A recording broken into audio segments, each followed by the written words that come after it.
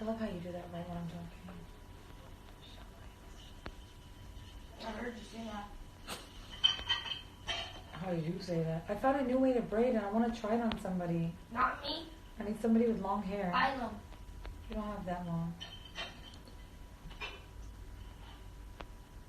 Yeah. Yeah, I think I found everything. Alright. So, No, you do. a few things that I want to talk about today is, Look. Lamp. universal.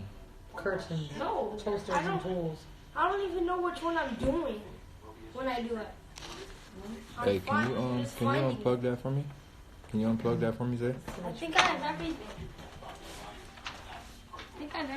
Let me see you. Hold on real quick, yeah. Dishwasher.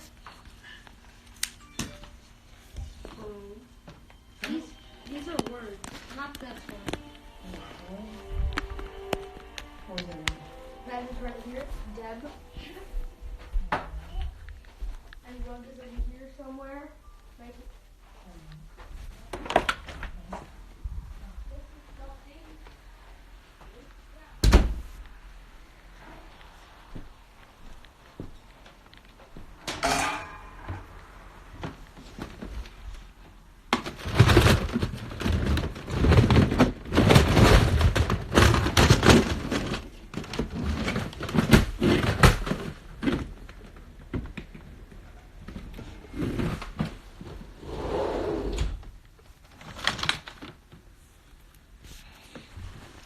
Alright.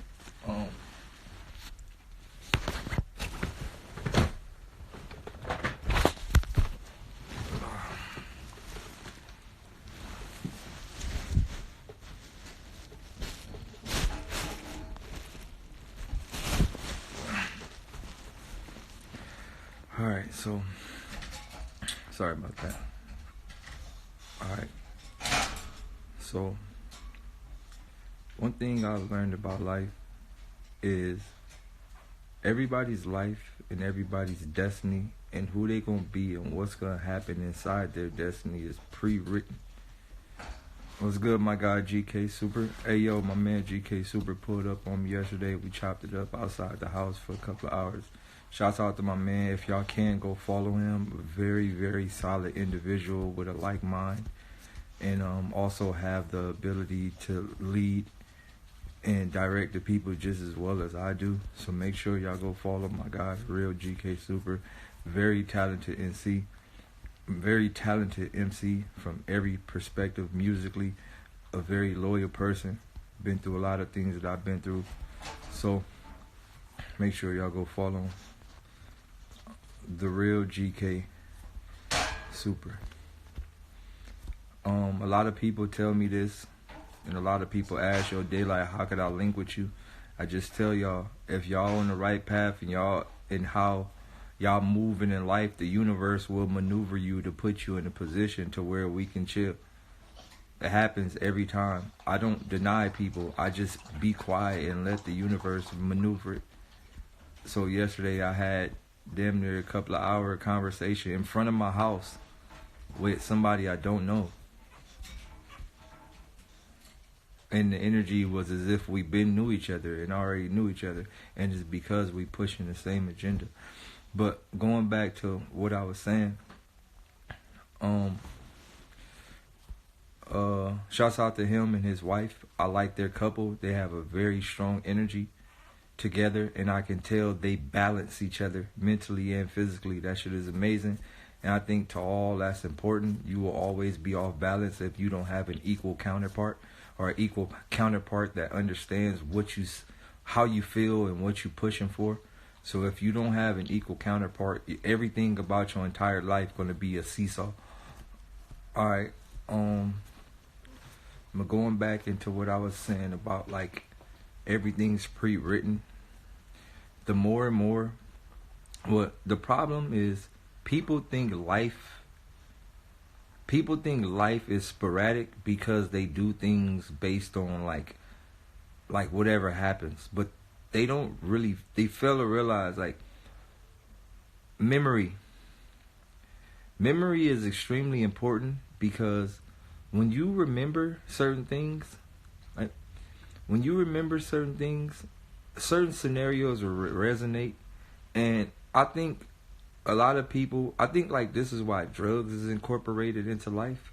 I don't think people made drugs because, like, there's some, I think, like, modern drugs, and when I say drugs, I don't mean necessarily smoking. I just mean, like, prescription drugs, like Tylenol, Advils, all that other shit. Like, I think all of this shit was designed to fuck with memory.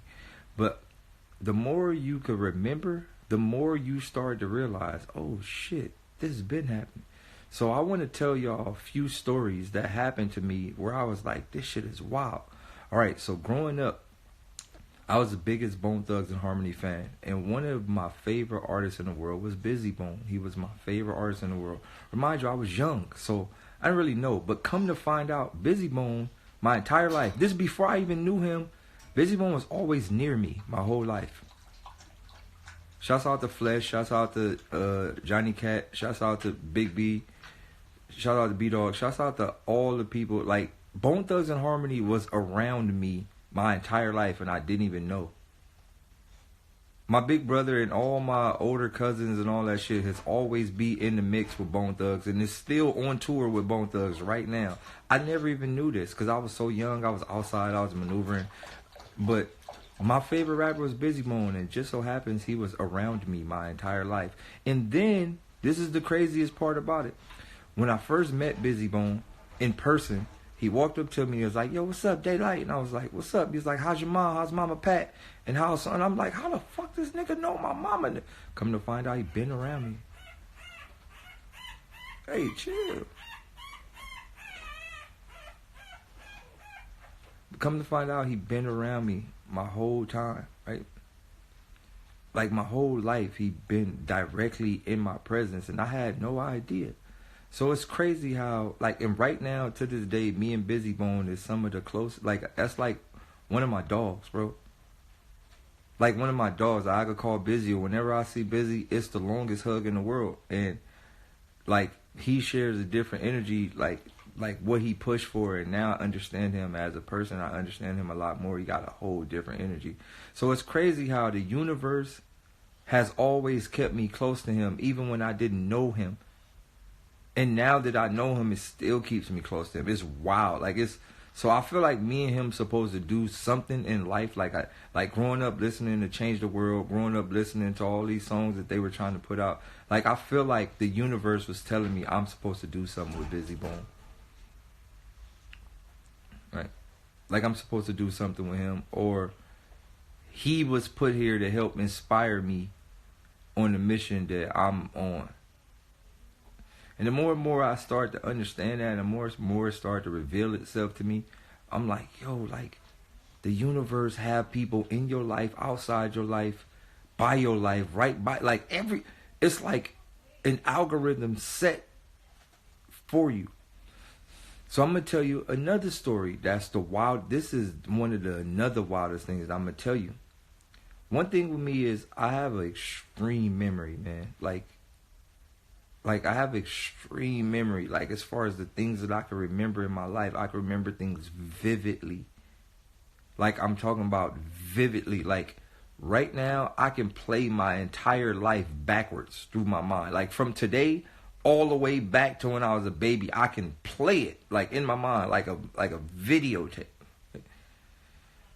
So, what's up, right? What is that? Who's that? Somebody. I can't really see the display, but a nigga say, what's up? It got to be somebody from our area. So, what's the deal, fool? You feel me? No, on some real shit, I can remember visually, like my memory is wild. So, like I said, I go back into, like, what do you call it? I go back into thinking, like, there's a lot of people that don't have memory. Like, a lot of y'all really don't remember. Y'all in general, like, a lot of y'all, you know what y'all remember? Trauma. Either you remember a bad boyfriend, you remember a time you got hurt, or you remember a pain, or you remember something, but you don't remember the little things. I can remember every day, every hour, every second, the time, the place, the name of the people, what the people look like. I can remember all of it. So when I was young, and I wish I could tag my mom to this. I wish I could get her on here. But when I was young, right, this is the craziest shit ever. When I was about 12 years old, no, I was younger than that. No, well, I think I was about probably like 13. I can't remember exactly. I was younger, and there used to be a candy house in Watts. The candy house was on 105th and Wilmington. It was a candy house. If anybody from Watts, they know this candy house, because this one of the wildest candy houses in the neighborhood. So the candy house is on 105th and Wilmington. I was walking to the candy house because I used to get, this was my daily routine in candy house. They used to have the little fruities, little Tootsie Roll fruities. They was on guys, you could get like 10 of them for 50 cents. No, 10 of them for a quarter. So 10 fruities for a quarter. So I used to get 10 blue ones. I had $1.50. I used to get 10 blue ones, 10 red ones, 10 green ones. Then I used to get like it's this little candy called a Della Rosa. I used to get a little Della Rosa candy, boom, and then I had 50 cents left, so I used to give me a quarter juice. I used to give me some chips. That was my plan, on God, every time. Penny candies, Binky, you know, but they went up. They was pennies when we was younger, but when we got about 13, they went up. On God, they lifted the prices. The plug went up on us. When we got a little older, the plug, yeah, you remember the Della Rosas? The plug went up on us when we got about 13, 14. On God, we went to the candy house. He talking about, yeah, these 10 for 25. What you mean? Man, they used to be a penny. Plug went up. But anywho, so as I walk out the candy house, I see a backpack on the ground. There's a backpack on the ground. I grabbed the backpack. Inside the backpack was a folder. So I'm like, ooh, I got me a folder. On God, I'm taking this to the house. So I take the folder to the house. I open the folder up. It's baseball cards.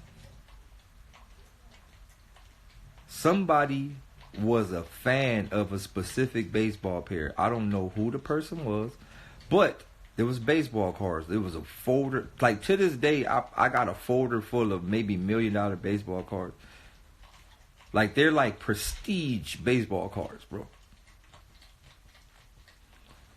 So it's a folder full of baseball cards. So they're at my mom's house right now. Folder full of baseball cards. One of the main players that was all through the book, like a lot of the cards, they were Corey Aldridge. A lot of them. A lot of the cards were Corey Aldridge cards. Like a lot of them. Right? So I'm going to tell you, at the time, I wasn't really familiar with baseball. So I'm like, well, I know Corey Aldridge is a dope baseball player, but like, nigga, you know, we know the Ken Griffey's, we know the Mike Piazzas, you feel me? We know the Hideo Nomos, you feel me? We know the ones, the nigga, the big dogs back then. We knew the big dogs. So I'm like, well, I don't know if these cards are worth that much. What the hell you want? You want to come out? Come on. Get out there.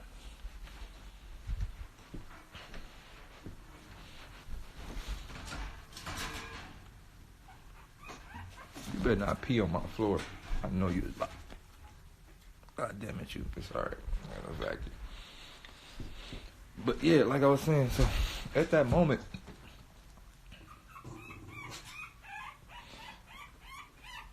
she really, either she got a pee or she got a boo-boo. That's why she crying. She always cry when she got a boo-boo. Get your butt over there. Alright, so look. So at the moment, it was Corey Aldridge. So I didn't really know how good he was then. I wasn't sure. So, this is the craziest part. There was a folder full of Corey Aldridge cards. They're still in my mom's house to this day. Fast forward to right now. Today, I'm 35 years old. Fast forward. Fast forward. I've never met no baseball player. I don't know any baseball players but one in today's time. I only know one baseball player. Guess who the fuck it is? Corey Aldridge. That's the only baseball player I know and talk to on the phone frequently. He reached out to me. This is kind of crazy, bro. This is kind of crazy, bro. It don't, like, first I used to be like, Finished. Alright, what are you about to do? After the movie, I'm gonna. Alright, you got it, go ahead. I'm waiting. Alright, Someone else is being here. Alright. So yeah, like, bro, it's crazy. You can hit Corey Aldridge right now. He always posting me up. We always talking about shit. He really on the same path that we on right now. It's wild how the universe has certain people synced up, and when the time is right, it'll connect these people. I'm gonna tell you one more person. This finna make this story even more crazier. Say then, don't do the puppy like that. When I was younger, my best friend, Troy Eugene Swan, he's actually in jail right now. He'll be out in a couple of years. This is one of my best friends coming up, Troy Eugene Swan.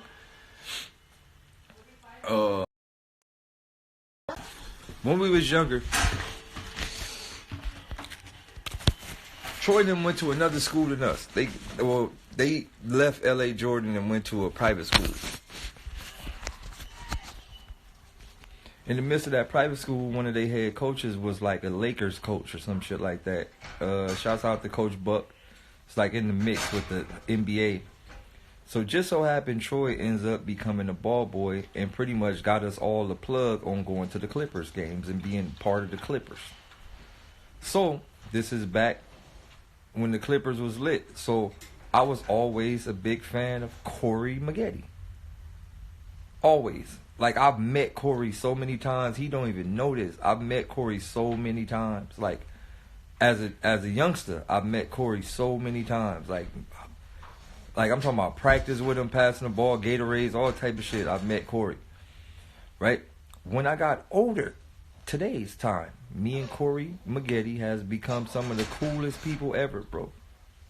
Like, my dog, bro. Live right up the block. My dog. It's crazy. What I'm saying is, what I'm trying to lead up to say is, the universe itself is going to put the people that it needs to put in your life and out of your life. It's going to do it. There's no escaping it. There's no... when you really... No, you can leave her out. Leave her out, there. Leave her out. When you start to really, like, think about this shit,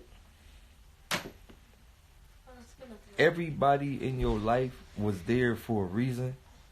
You just have to maneuver and realize, what was they there for? How was they there? What was they there for? Like it's wild. That's why I tell y'all in general, y'all don't have to start telling people. You don't have to start telling people, or you don't have to tell me, specifically me, yo, Daylyt, like, I'm trying to talk to you or I'm trying to link up with you. You don't have to tell me that, right? Listen to me, y'all. You don't have to tell me that. You don't have to tell me you want to link up with me. You don't have to tell me. You don't have to tell me that you got something to tell me. My nigga, I already know. Everybody it's like, once you start tapping in, you can feel everything in the universe, bro. Everything that's said, everything that's done is okay. Now, one of the reasons why you should never hit me up to explain to me some shit, because I can't fix your problems, my G. I'm not God. You should never reach out to somebody else to help with your problems. You gotta figure that shit out yourself, bro. Because that God thing is within us all. Once you figure it out, then you get advice and assist and all that other shit. Stop reaching. Look, man, the Bibles tell you, man, don't idolize no nigga. One of my biggest problems coming up when I was younger, I used to always try to, I should help, I should do this. Or if this person can help me, or if this person can help me, or if this person can help me. And all my life worrying about if somebody else is going to help me, my nigga, I was stagnant for a long time. If this person going to help me, if that, and I realized, my nigga, I had to do it myself. On God, if you know me, you would know I went and got the computer. I went and got the microphone. I went and got all the extra shit. I used to go to Radio Shack and buy a $5 bullshit mic. On God, I got the programs. I figured all this shit out by myself. With the help of my homie Kev. I can't even front.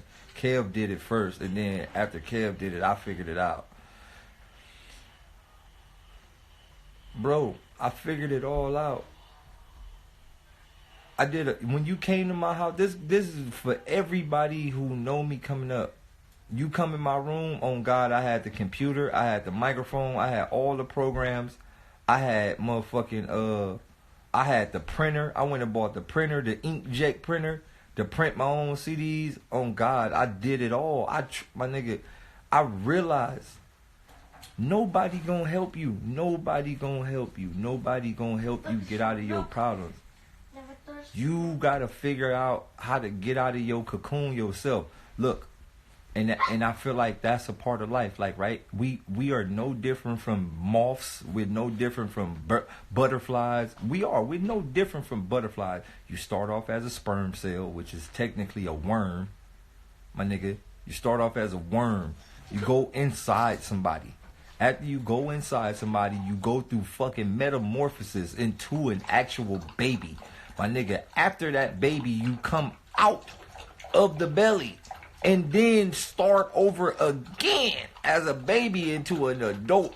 And all in this process, my nigga, look, bro, when you outside as a human being, it ain't over. You still going through a form of metamorphosis. Even though you a grown-ass human being, you still going through a form of change. So look, ain't nobody supposed to help you get out the cocoon. You got to get out of that cocoon yourself. Then what are you doing with the puppy? Oh, man. You got to get out of that cocoon yourself, bro. You got to get all the way out of that cocoon yourself. Ain't nobody going to come help you out of the cocoon. You got to get out of the cocoon yourself. So look, you don't have to reach out to me for the problems. And I'm going to tell you why you should never reach out to me for your problems. Because there's a billion niggas with problems, bro. There's a billion niggas that got problems. Your problems are no more than the other person's problems. Everybody got problems. My nigga, I got problems. I just know how to maneuver through them. Everybody got problems, bro. Every single person got problems. My nigga, it's about how you get through it. I got a homie in here. My boy Bink is in here. He'll tell you. My nigga, I took risk my whole life. I've always been a risk taker to get out of a situation. Or I've always been able to take the risk for the greater good. So I'll go back to a story in my life. We used to play football outside on the concrete. Tackle. Bink used to be the quarterback, and he'll tell y'all, I probably could have been one of the best wide receivers in the world. I was just so skinny. My mom didn't want me to play back. I ain't gonna lie, I was malnutritious coming up. Y'all probably look at me now and be like, yo, Daylyt got a little size. He got a little daddy belly, you feel me? When I was coming up, my nigga, I looked like a Somalian. 94 pounds, soaking wet, ribs showing, on God. I was malnutritious like a motherfucker coming up. I'm not even gonna lie to y'all. On God, I was skinny. Sticks and stones. But only sticks. Bing used to be the quarterback. So look, we used to play football. On God, I caught everything. I caught every single pass known to mankind. Like, you don't understand. Deion Sanders and Michael Irvins and all them, they don't got nothing on me. I'm telling you this with a passion. One day, we down. Look, we down. My nigga, I was thinking, like we wasn't gonna play football tomorrow. We down. We down 1 touchdown. It's the last touchdown. On God. Bink say, go long. On God, I do my juke. Got him off me. I go long. Bink hump. You know you from a different era when they say hum. Man, he hummed that motherfucker. Y'all don't know about the hum. On God, I'm about to hum this. See, this era don't know about the hum. Bink hummed that motherfucker. What's Boom. what does that mean? On God, the ball out of here. I looked at it. I said, I ain't going to catch it. And we Then going you to caught lose. it. I got one option. My option was to dive for the catch. Dive. My nigga, we on concrete with no shoulder pads, nothing. My mind said, fuck your body, fuck your skin, fuck everything how you feel. Dive for the ball. Deal with the pain later. You gotta catch the ball. Dad. Yes. Pixie just kissed the puppy when I put her up close. Oh, that's dope. I just heard I that. swear to God, I dove for it. Caught the ball. Broke my shoulder and all that on the ground. How'd you break your shoulder from that, Dad? I dived for the ball, caught the ball and tucked on the ground. Broke my shoulder. On God, my bone's still out to this day. No, it is not. Yes, it is. This shoulder bone is out. I didn't see it. Because you're not tall enough to look at the top of my shoulder. I've seen. Bink, tell him. Link with Bink. He in here. Tell him. God, I kissed you, My puppy. boy is in here. He'll tell you. He threw the ball. I dove on the concrete. It was that important for me to catch the ball.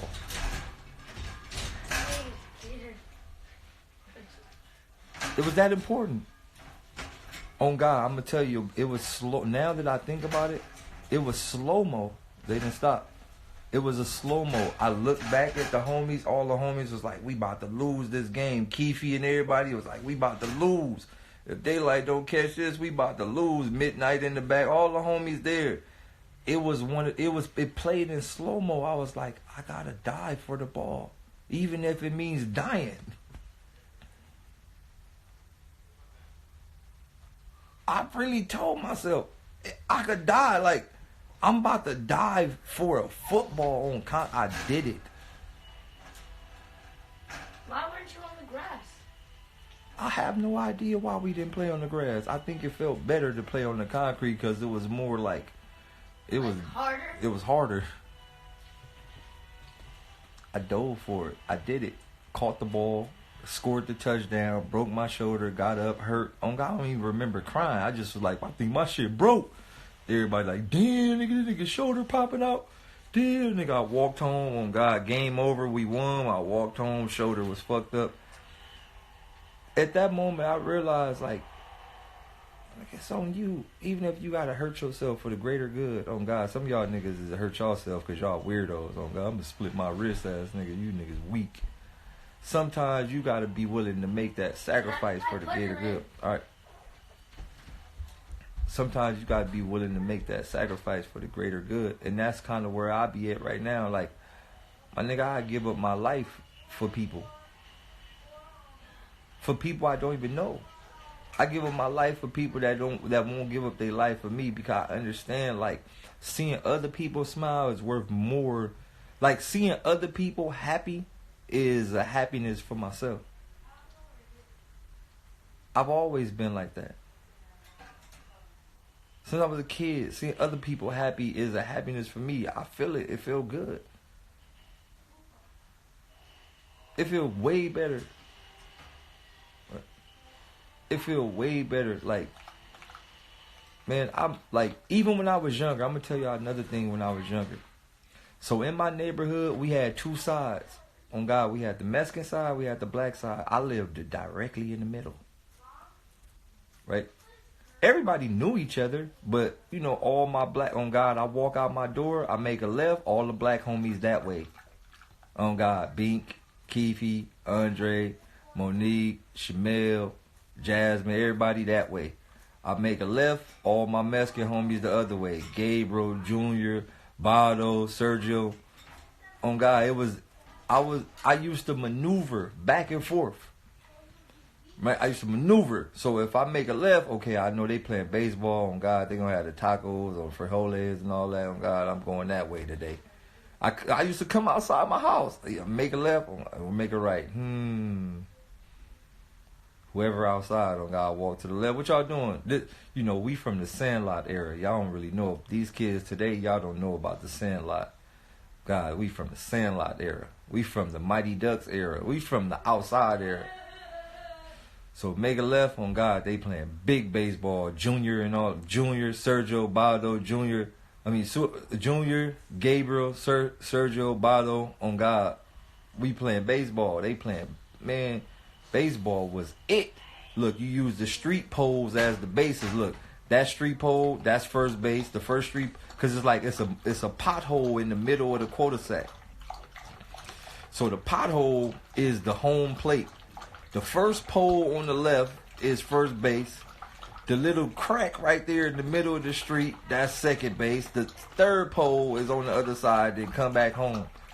On God, we used to be playing World Series games.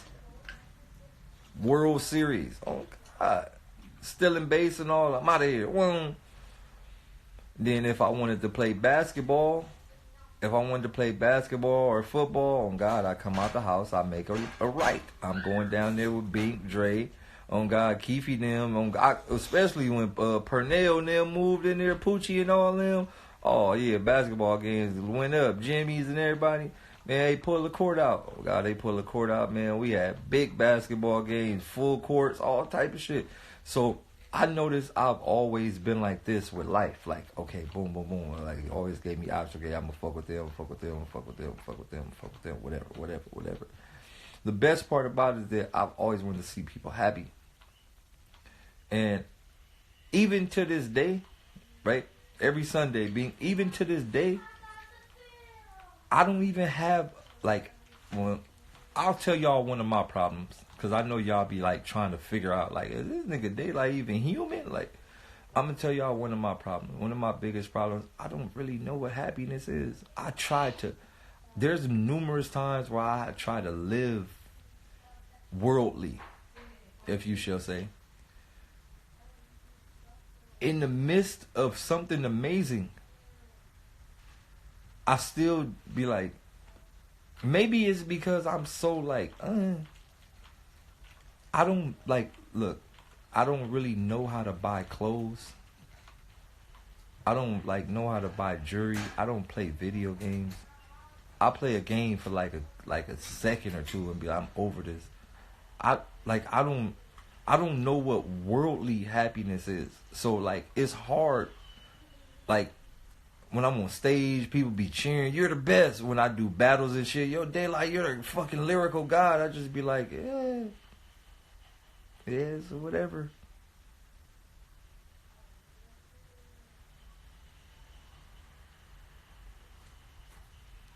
So, not really having a full emotional attachment to this world, I feel like that's what bothers me because I may come off wrong to some people, right? Like last night I had a show, it's pretty crowded.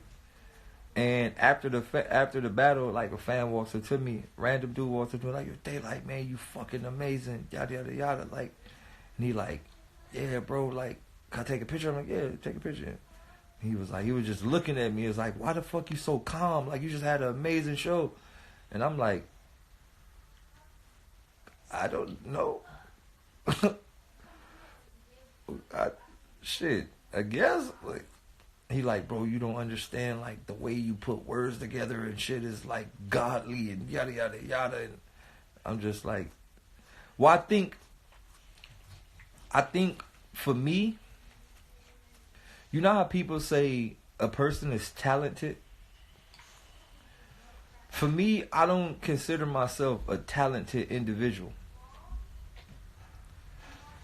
Most people are happy because they are talented at something, so it strikes the nerves in there to make them happy. I don't necessarily feel like I'm talented. I feel like I'm an Aquarius. I like that. I am an Aquarius. One thing about me and one thing about my sign and one thing about people like myself, we are more understanders than talented. Not necessarily a talented individual, more of an understanding. Reverse engineer. We can see something and see how it works. I think that's a skill set that we was blessed with. Reverse engineer. You can see something, see how it works, and do it extremely good, fast. For me, that's been me. I just need to see. If I can see what's happening, I can learn it within seconds.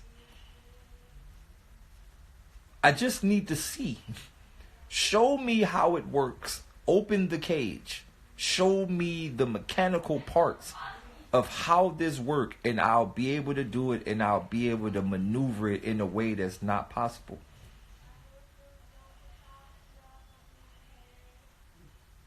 I've always understood the glitches to this world. I've always understood, just show me. Just show me.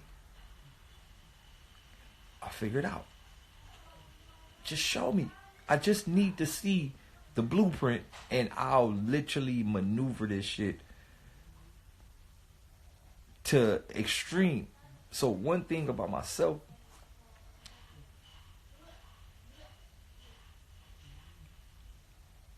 I am in a position to where there is no position. I just want to figure it out. Now, I do get glimpses of happiness. I'm going to tell you a few glimpses of happiness that I've gotten. When I first created my first website from scratch, I was like, this is amazing. When I first learned Adobe After Effects and I did a few of my first like wild edits, I was like, this is fucking amazing. And then within the split 3 seconds, I was like, oh, next, let me try some other shit. So now I'm at a point of my life to where I have to try to find things that make me happy.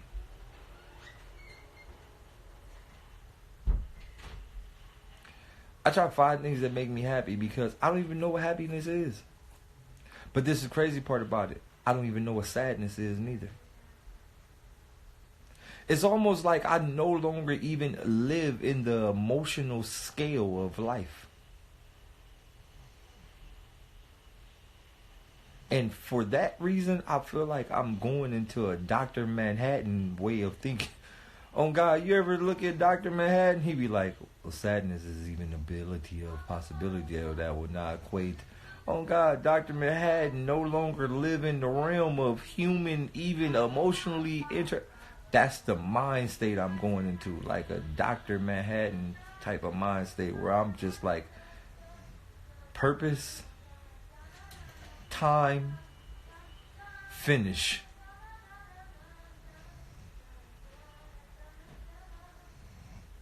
Purpose, time, finish. Creating,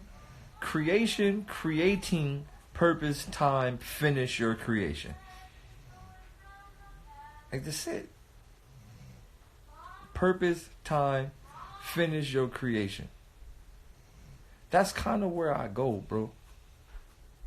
Because for me, things that people struggle with, like learning, like building, like blocks, like Lego blocks, like just complete comprehension, I've learned how to maneuver like no other. A lot of people, especially in the battle rap community, they go, yo, Daylyt, well, how do you think of or how do you come up with the things you come up with? And if y'all knew, yes? Where's the, can I use the charger? What are you doing? I need to charge my tablet. I want to take a picture so I can complete my thing. Here. Alright, so if y'all really knew how my mind works and how this shit works, so for a large portion of my battle rap career, I never wrote for battles.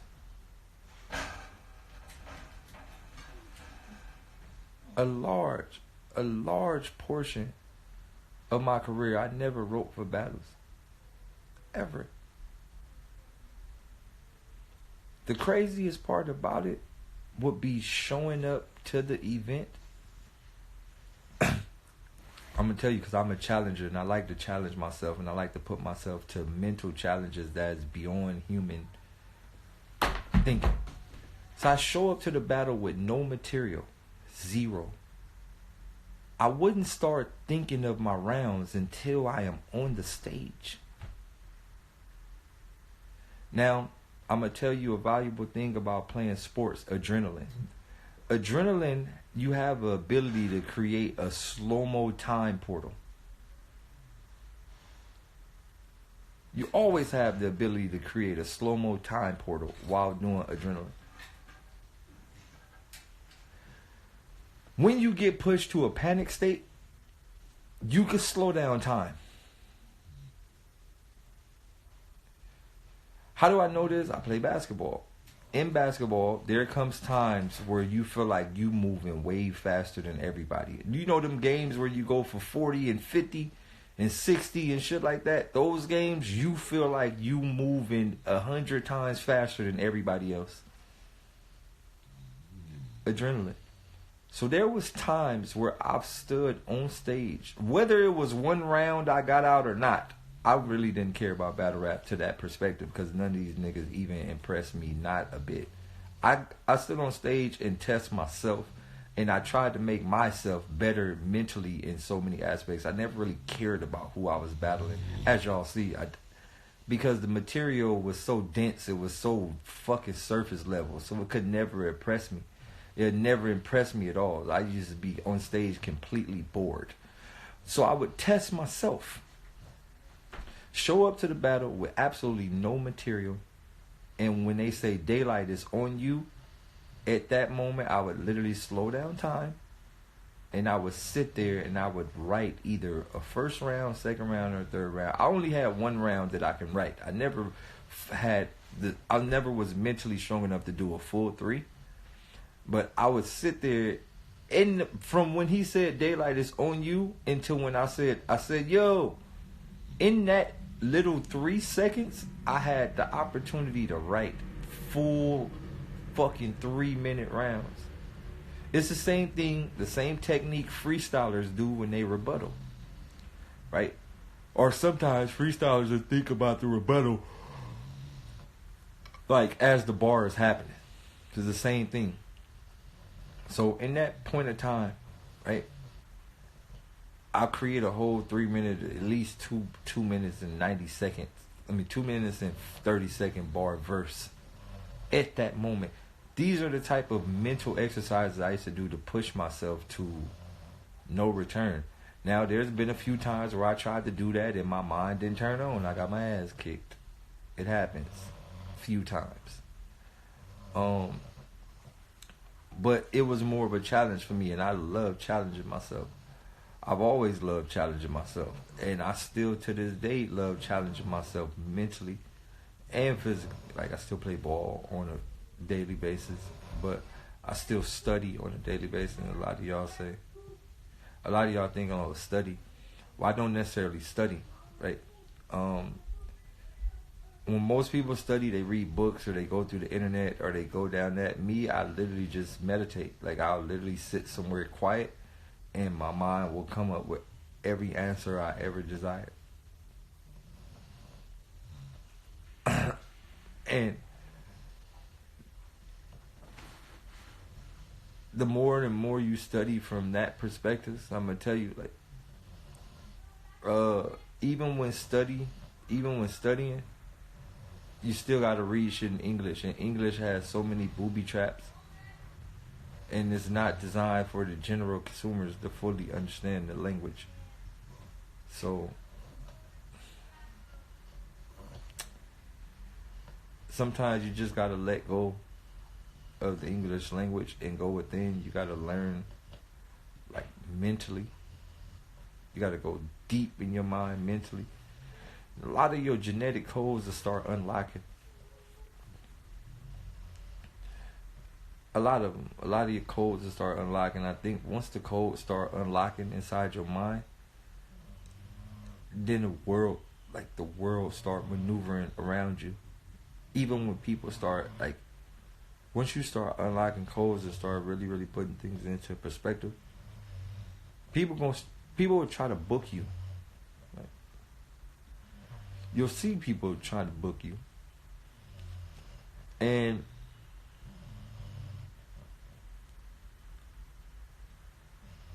determining like what type of person you are as an Avenger, an individual. Yeah, I do that. So I just thought of a crazy idea. Not to change the subject. I just thought of a crazy idea. Have you ever noticed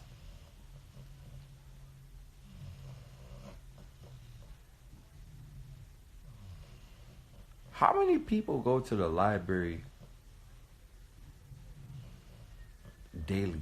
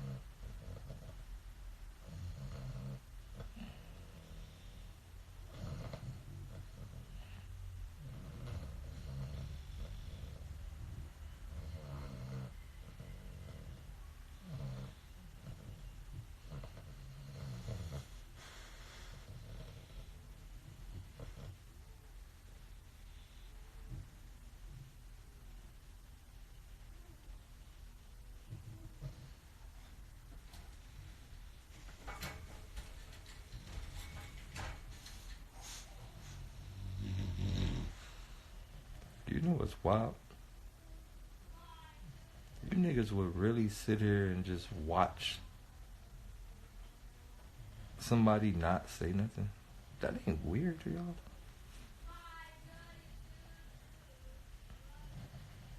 It's not weird.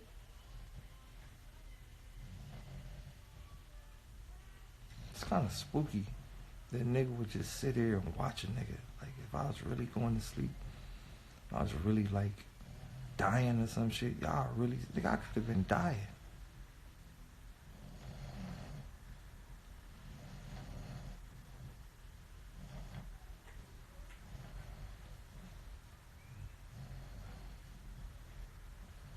You niggas, wow. Super wild. I hate y'all.